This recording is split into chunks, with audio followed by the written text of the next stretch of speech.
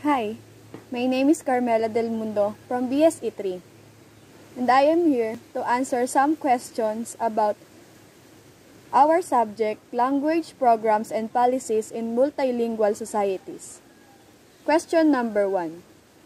Why is the Philippines considered as a multilingual nation? Philippines is considered as a multilingual nation because there are many people who grew up in different communities and have to move to new ones but bring their old culture and values and their language. That is why the Philippines is considered as a multilingual nation. Question number 2. What are the major languages in the Philippines? The major languages of the Philippines is host to anywhere from 70 to 170 distinct languages and is the third language population English speakers in the world. Two major languages of the Philippines is surprisingly the third highest population of English speakers in the world. The English and Tagalog are two official languages of the country.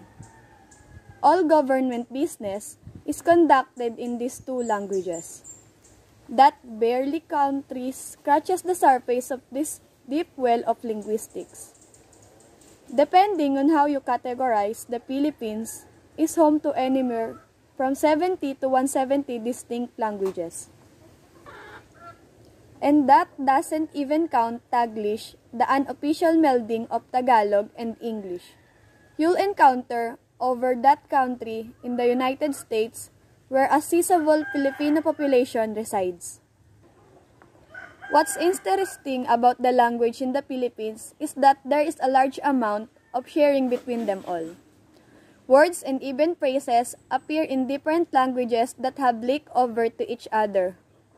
Many of these have their origins in Spanish or English, borrowed countrywide and incorporated into different languages in a fascinating display of lingual evolution. A good example is the common phrase, "Kamusta ka?" a greeting that you find commonly in conversation conducted in Tagalog, Cebuano, and Ilocano. In the Philippines, there is an increasing movement towards trilingualism with many young Filipinos speaking English, Tagalog, and the native language from their region.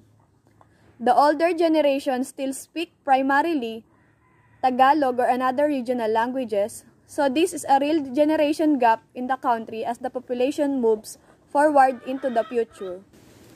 For anyone interested in languages and their development, the Philippines is a fascinating place. In question number 3, what are the current linguistic situations of the Philippines? The people of the Philippines are experiencing a period of language convergence, marked by high levels of borrowing from large languages such as English, Tagalog, as well from regionally important languages. In this process, for a better or worse, some languages are abandoned altogether and become extinct. And for the fourth and last question, what are the challenges and opportunities of having multi-languages and multi-dialects in the Philippines? Well, the challenges of having multi-language and multi-dialectal in the Philippines is the problem of regionalism, where each person who speaks a specific dialect tend to put themselves into a box where they will just interact with people of the same dialect where they can understand. There are some Filipinos who can speak 3 languages like Cebuano, Tagalog, and English. The only people who had a big challenge are the Tagalog speaking people because their only dialect is Tagalog and English, and cannot understand other dialects. When they try to speak them on other places, people tend to ridicule and discriminate them.